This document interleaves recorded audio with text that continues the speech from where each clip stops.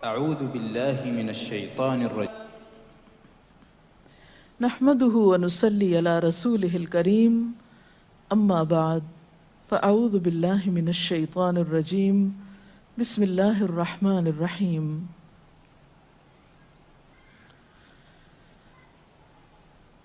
ایک پاکیزہ معاشرہ اسی وقت وجود میں آ سکتا ہے جب خاندانی نظام مضبوط ہو،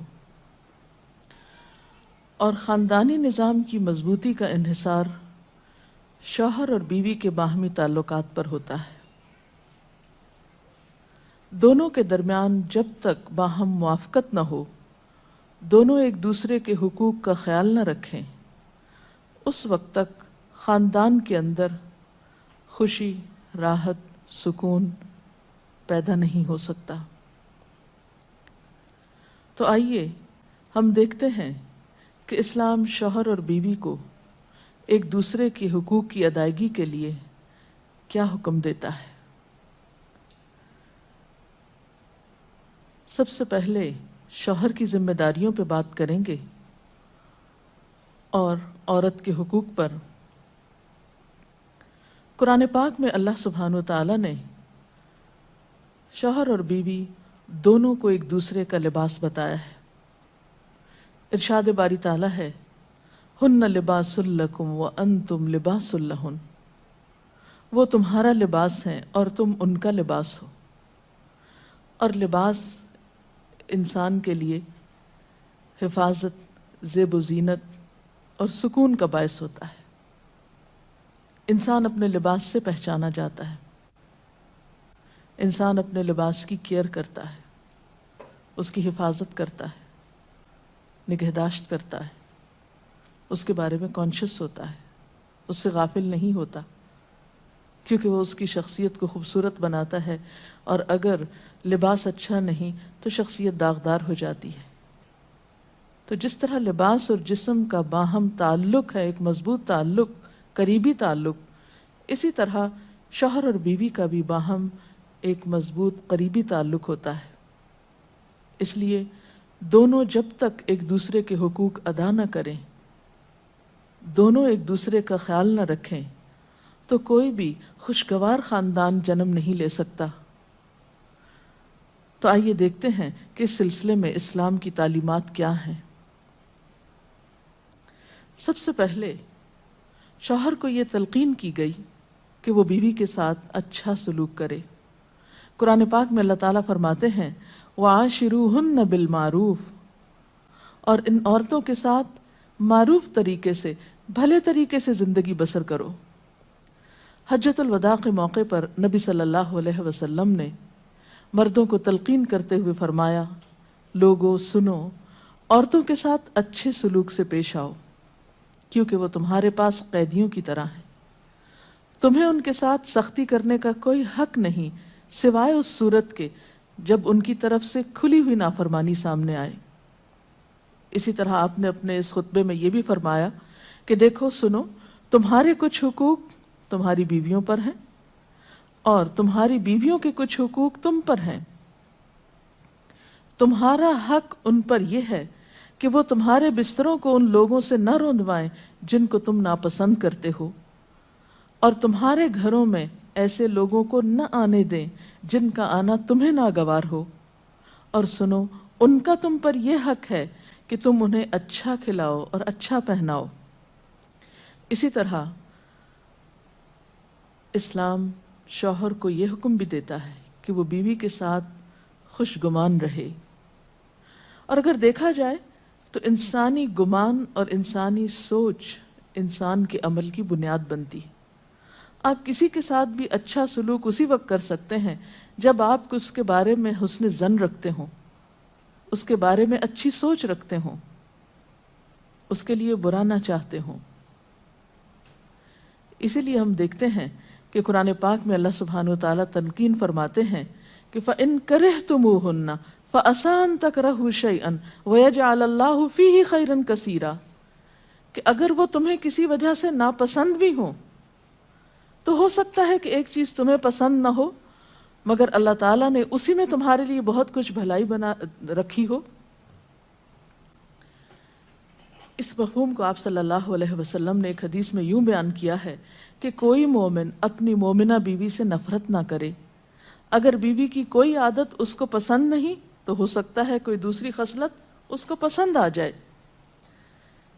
اسی طرح بیوی کے ساتھ عفو درگزر کی روش اختیار کرنے کا بھی حکم دیا گیا ہے، کیونکہ گھر میں 100 معاملات ایسے ہو سکتے ہیں جن میں دونوں کو ایک دوسرے سے اختلاف ہو، یا ایک دوسرے کی کوئی بات ناپسند ہو، یا ایک دوسرے کی طرف سے کچھ زیادتی ہو۔ تو ایسی صورت میں جب تک معاف کرنے کی روش پر عمل نہ کیا جائے بہتری نہیں ہو سکتی، کیونکہ انسان تو خطا کا پتلا ہے، غلطی تو اس سے ہوگی۔ اس لیے قرآن پاک میں خاص طور پر اہل ایمان کو حکم ہے، یا ایھا الذین آمنوا ان من ازواجکم و اولادکم عدوا لکم، اے لوگو جو ایمان لائے ہو، تمہاری بعض بیویاں اور اولاد تمہارے دشمن ہو سکتے ہیں، فاحذروہم، ان سے محتاط رہو، وَإِن تَعْفُوا وَتَصْفَحُوا وَتَغْفِرُوا فَإِنَّ اللَّهَ غَفُورٌ رَحِيمٌ، پھر اگر تم معاف کر دو، بخش دو، عفو درگزر سے کام لو، تو بے شک اللہ تعالیٰ بھی غفور الرحیم ہے۔ معاف کرنے کے لیے یہاں پر 3 الفاظ ایک جگہ پر استعمال ہوئے ہیں، تعفو، تصفحو، تغفرو۔ اس سے آپ اندازہ لگا سکتے ہیں کہ کس قدر تاکید ہے معاف کرنے کی، اور ایک اچھا گھرانہ معاف کیے بغیر ایک دوسرے کو وجود میں آ ہی نہیں سکتا۔ نبی صلی اللہ علیہ وسلم نے خاص طور پر عورت کے ساتھ اچھے سلوک کی تلقین کرتے ہوئے فرمایا، عورتوں کے ساتھ اچھا سلوک کرو، عورت پسلی سے پیدا کی گئی ہے، اور پسلیوں میں سب سے زیادہ اوپر کا حصہ ٹیڑھا ہے، اس کو سیدھا کرو گے تو ٹوٹ جائے گی، چھوڑ دو گے تو ٹیڑھی رہے گی، بس عورتوں کے ساتھ اچھا سلوک کرو۔ بعض اوقات یہ سمجھا جاتا ہے کہ اس میں شاید عورتوں کی توہین کی گئی، نہیں، اس میں عورت کی فطرت کو بتایا گیا ہے کہ اس کے اندر ایک خاص طرح کے جذبات اللہ تعالیٰ نے پیدا کیے ہیں۔ مرد عموماً زیادہ عقل سے کام لیتے ہیں، جبکہ عورت جذبات سے کام لیتی ہے، تو مرد اپنی سوچ کے مطابق عورت سے معاملہ نہ کرے، بلکہ عورت کی پوزیشن کو دیکھتے ہوئے، اس کے جذبات کو دیکھتے ہوئے اس سے معاملہ کرے اور حسن سلوک کرے، تو خاندانی زندگی زیادہ خوشگوار ہو سکتی ہے۔ پھر اسی طرح بیوی کے ساتھ خوش اخلاقی کا برتاؤ کرنے کا حکم دیا گیا۔ آپ صلی اللہ علیہ وسلم نے فرمایا، کامل ایمان والے مومن وہ ہیں جو اپنے اخلاق میں سب سے اچھے ہیں، اور تم میں سب سے اچھے لوگ وہ ہیں جو اپنی بیویوں کے حق میں سب سے اچھے ہیں۔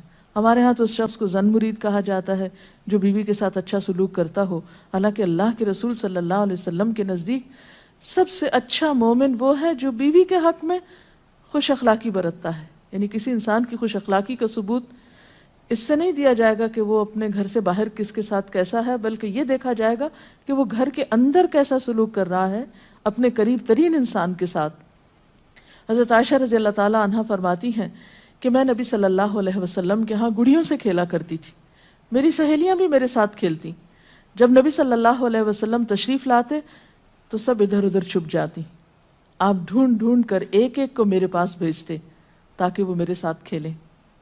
اس سے آپ اندازہ لگا سکتے ہیں کہ آپ صلی اللہ علیہ وسلم کا اپنے ازواج مطہرات کے ساتھ کیسا سلوک تھا، کیسا معاملہ تھا، اور وہ ان کے جذبات کا کس قدر خیال رکھتے تھے۔ اسی طرح شوہر کی ذمہ داریوں میں سے یہ ذمہ داری بھی ہے کہ وہ بیوی کو خوش دلی سے نان نفقہ دے، اس کی ضروریات پوری کرے۔ اس سے نہ صرف یہ کہ دنیاوی اعتبار سے وہ اپنی ذمہ داری پوری کرے گا، بلکہ آخرت کے اعتبار سے بھی وہ بہترین اجر و ثواب کا مستحق ہوگا۔ نبی صلی اللہ علیہ وسلم نے فرمایا، 1 دینار وہ ہے جو تم نے اللہ کی راہ میں خرچ کیا، ایک وہ ہے جو تم نے کسی غلام کو آزاد کرنے میں خرچ کیا، ایک وہ ہے جو تم نے کسی فقیر کو صدقے میں دیا، اور ایک وہ ہے جو تم نے اپنے گھر والوں کو صدقے میں دیا، یعنی اپنی بیوی کو کھلایا، اس کی ضروریات پوری کرنے پہ لگایا۔ ان میں سب سے زیادہ اجر و ثواب اس دینار کے خرچ کرنے کا ہے جو تم نے اپنے گھر والوں پہ خرچ کیا۔ وہ لقمہ جو شوہر اپنی بیوی کو کھلاتا ہے وہ شوہر کے حق میں صدقہ لکھا جاتا ہے، یعنی فریضے کی ادائیگی تو اپنی جگہ، لیکن اس کا خرچ کرنا اس کے لیے باعث ثواب ہے اس مد میں۔ پھر اسی طرح بیوی بچوں کی دینی تعلیم و تربیت، یہ بھی شوہر کی ذمہ داری۔ قرآن پاک میں اللہ تعالیٰ فرماتے ہیں یا ایھا الذین آمنوا قوا انفسکم واہلیکم نارا، اے لوگو جو ایمان لائے ہو، اپنے آپ کو اور اپنے گھر والوں کو آگ سے بچاؤ۔ قرآن پاک میں نبی صلی اللہ علیہ وسلم کے ذریعے امت کو حکم دیا گیا ہے وَأْمُرْ أَهْلَكَ بِالصَّلَاةِ وَاصْطَبِرْ عَلَيْهَا، کہ اپنے گھر والوں کو نماز کا حکم دو اور خود بھی اس کی پابندی کرو۔ اسی طرح بیوی کے لیے بھی کچھ احکامات ہیں، بیوی کی بھی کچھ ذمہ داریاں ہیں جو اسے شوہر کے حق میں پوری کرنا ہے۔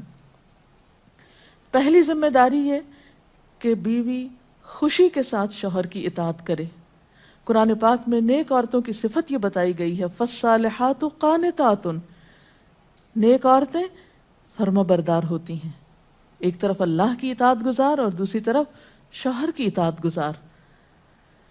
شوہر کی اطاعت کے بارے میں ایک حدیث میں آتا ہے، آپ صلی اللہ علیہ وسلم نے فرمایا 2 قسم کے لوگ ایسے ہیں کہ جن کی نمازیں ان کے سروں سے اوپر نہیں جاتی، ایک وہ غلام جو اپنے آقا سے بھاگ جائے جب تک کہ واپس نہ آئے، اور دوسرے وہ بیوی جو اپنے شوہر کی نافرمانی کرے جب تک کہ نافرمانی سے باز نہ آ جائے۔ یہاں تک حکم ہے کہ بیوی شوہر کے معاملے میں کسی دوسرے کی بات نہ مانے، یعنی شادی کے بعد ایک عورت جب شوہر کے گھر چلی جاتی ہے تو پھر شوہر کا حق سب سے بڑا ہو جاتا ہے۔ بعض اوقات ہمارے معاشرے میں ایک طرف شوہر کچھ کہتا ہے، دوسری طرف والدین کچھ کہتے ہیں، تیسری طرف کسی اور کا مشورہ کچھ ہوتا ہے، عورت بیچاری بیچ میں پس جاتی ہے۔ ایسے موقع پر عورت کے لیے کیا لازم ہے، اس کی پرائرٹی کیا ہوگی کہ وہ اپنے شوہر کی بات مانے۔ عورت کی دوسری بڑی ذمہ داری اپنی آبرو اور عزت و عصمت کی حفاظت ہے۔ عورت کوئی ایسا کام نہ کرے جس سے اس کی عفت و عصمت پر کچھ حرف آئے۔ ازدواجی زندگی کی خوشی کا راز باہم ایک دوسرے پر اعتماد ہے۔ اگر کوئی بھی ایسا کام عورت کرتی ہے جس سے شوہر کے دل میں شک ہو جاتا ہے، اعتماد ختم ہو جاتا ہے، تو اس سے ازدواجی زندگی کی خوشیاں ختم ہو جاتی ہیں۔ یہ اعتماد بے حد ضروری ہے، اور اس کے لیے اپنی عزت عصمت کی خصوصی حفاظت۔ نبی صلی اللہ علیہ وسلم نے فرمایا عورت جب 5 وقت کی نماز پڑھے، اپنی آبرو کی حفاظت کرے، اپنے شوہر کی فرما بردار رہے، تو وہ جنت کے جس دروازے سے چاہے داخل ہو جائے۔ اسی لیے شوہر کی اجازت اور مرضی کے بغیر گھر سے بھی نہیں نکلنا چاہیے۔ حضرت معاذ بن جبل کہتے ہیں کہ نبی صلی اللہ علیہ وسلم نے فرمایا خدا پر ایمان رکھنے والی عورت کے لیے جائز نہیں کہ وہ اپنے شوہر کے گھر میں کسی ایسے کو آنے دے جس کا آنا شوہر کو پسند نہ ہو، اور ویسی صورت میں گھر سے نکلے جب اس کا نکلنا شوہر کو پسند نہ ہو۔ اطاعت کے علاوہ شوہر کو خوش رکھنا یہ بھی بے حد ضروری ہے۔ نبی صلی اللہ علیہ وسلم نے فرمایا جس عورت نے اس حال میں انتقال کیا کہ اس کا شوہر اس سے خوش تھا تو وہ جنت میں داخل ہوگی۔ اور عموماً کسی کی خوشی کے لیے انسان اپنے جذبات کی قربانی دیتا ہے، بعض اوقات اپنی سوچ کی قربانی دیتا ہے، بعض اوقات اپنے کسی اور راحت و آرام کی قربانی دیتا ہے۔ تو ایک عورت جب اپنے شوہر کو خوش کرتی ہے تو جواباً اس کے لیے خوشی پلٹتی ہے۔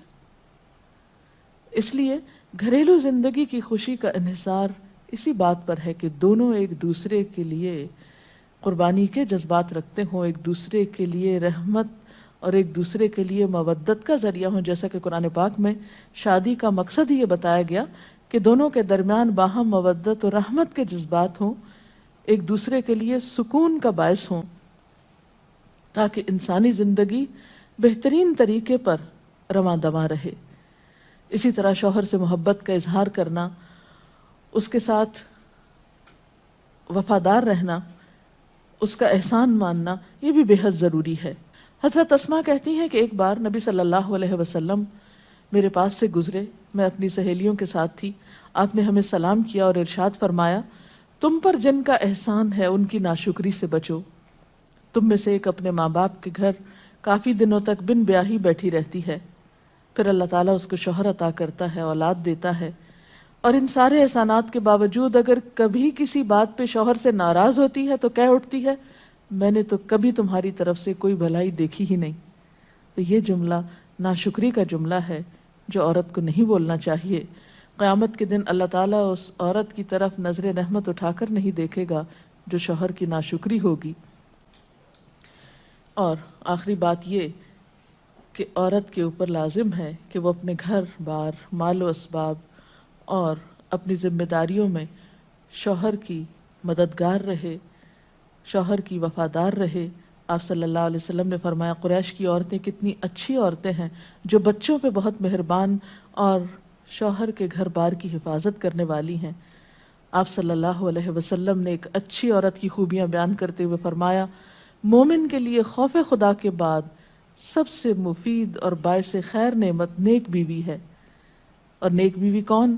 جب وہ شوہر اسے کسی کام کے لیے کہے تو خوشی سے کر دے، جب اس پہ نگاہ ڈالے تو اسے خوش کر دے، جب اس کے بھروسے پہ قسم کھائے تو وہ اس کی قسم پوری کر دے، جب وہ کہیں چلا جائے تو اس کے پیچھے اپنی عزت و آبرو کی حفاظت کرے، اور شوہر کے مال و اسباب کی اور ان سب چیزوں کی نگرانی میں شوہر کی خیر خواہ اور وفادار رہے، اور اس کے ساتھ ساتھ اپنی صفائی، زیبائش اور سلیقہ مندی کا بھی ثبوت دے۔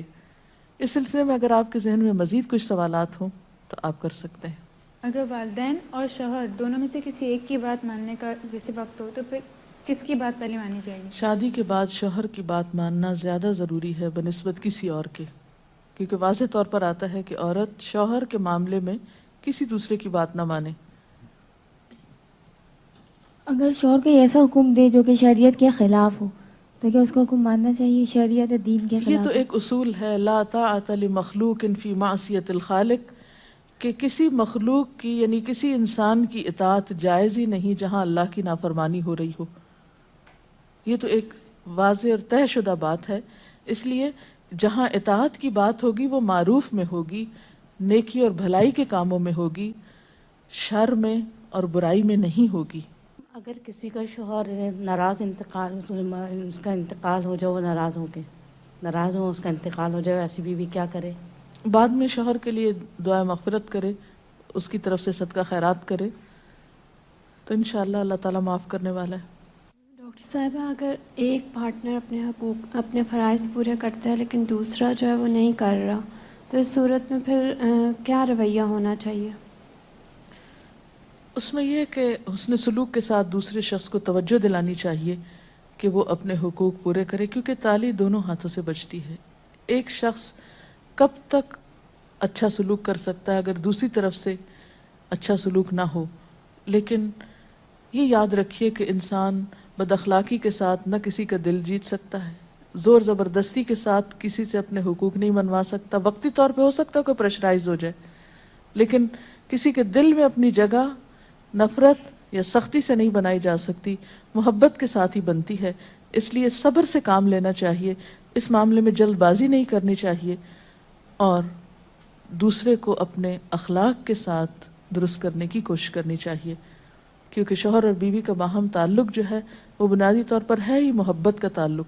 اگر شوہر دینی تعلیم کو اہمیت نہیں دیتا لیکن بیوی اسے حاصل کرنا چاہتی ہے تو ایسے میں بیوی کو کیا کرنا چاہیے؟ اب دیکھیے کہ دین کی تعلیم تو یہی ہے کہ طلب العلم فریضۃ علی کل مسلم، علم حاصل کرنا ہر مسلمان پر فرض ہے۔ اس میں جیسے مرد کا حق ہے علم حاصل کرنے کا، ایسا ہی عورت کا بھی حق ہے، کیونکہ علم کے بغیر تو زندگی اندھیر ہے۔ نہ انسان دنیا میں صحیح طور پر زندگی بسر کرتا ہے اور آخرت میں بھی وہ کیسے حساب کتاب دے سکتا ہے جب اس کو پتہ ہی نہیں کہ اس کی ذمہ داریاں کیا ہیں، اسے کیا کرنا چاہیے اور کیا نہیں کرنا چاہیے۔ تو اس لیے اسلام نے ایسے معاملے میں عورت کو حق دیا ہے کہ وہ اپنا حق لے سکتی ہے، یعنی اگر شوہر نہیں بھی راضی تو وہ دینی علم حاصل کر سکتی ہے جس پر اس کی دنیا اور آخرت کی فلاح کا انحصار ہے۔ اگر شوہر دوسری شادی کرنا چاہے اور اپنی پہلی بیوی سے اجازت لینا کیا اس پہ فرض ہے؟ نہیں، فرض نہیں۔ السلام علیکم میڈم جو نان نفقے کا ذکر کیا ہے نا کہ ذمہ داری شوہر پہ ہے، تو وہ جی ہاں، کس حد تک ذمہ دار ہے؟ مطلب کہاں تک دے سکتا ہے؟ کوئی لمٹ ہے اس کی کہ اتنا کماتا ہے تو اتنا دے سکتا ہے؟ نہیں، اصل میں اس میں کوئی حساب کتاب تو نہیں کیا گیا، ہر ایک کو اس کی حیثیت کے مطابق دینا ہوتا ہے۔ جو وسعت والا ہے وہ زیادہ خرچ کرے گا، جو کم حیثیت والا ہے وہ اپنی حیثیت کے مطابق کرے گا، لیکن بنیادی ضروریات بیوی بچوں کی پورا کرنا شوہر کی ذمہ داری ہے، جس میں تعلیم، رہائش، خوراک، لباس، دوا، علاج، معالجہ، یہ سب شوہر کی ذمہ داری۔ ڈاکٹر صاحب آپ نے کہا کہ یہ باہم اعتماد کا رشتہ ہے میاں بیوی کا۔ اب میاں تو بیوی پہ اعتماد کرتا ہے، اگر بیوی کو اس پہ نہیں اعتماد ہے کہ وہ کچھ چھپاتا ہے یا کچھ نہیں بتاتا ہے، تو بیوی کو کہاں تک اجازت ہے کہ وہ اس بات کو کریدے، اس سے پوچھے؟ میرا خیال ہے کہ بعض اوقات معاملات کریدنے سے اور زیادہ خراب ہوتے ہیں، اور بعض اوقات انسان بلا وجہ کسی وہم کا شکار ہوتا ہے، شیطان وسوسے ڈالتا ہے اور انسان کو غمگین اور پریشان رکھتا ہے۔ تو اس میں یہ ہے کہ انسان کو تجسس کرنے سے منع کیا گیا ہے، کیونکہ اس سے حاصل کچھ نہیں ہوتا، اور انسان کے ظاہر پر ہی معاملہ کرنا چاہیے اس سے۔ اس کے ساتھ ہی آج کے پروگرام کا وقت ختم ہوتا ہے، اب اجازت چاہتے ہیں۔ السلام علیکم ورحمۃ اللہ وبرکاتہ۔ اللہ اکبر، اللہ اکبر، لا الہ الا اللہ، واللہ اکبر، اللہ اکبر وللہ الحمد۔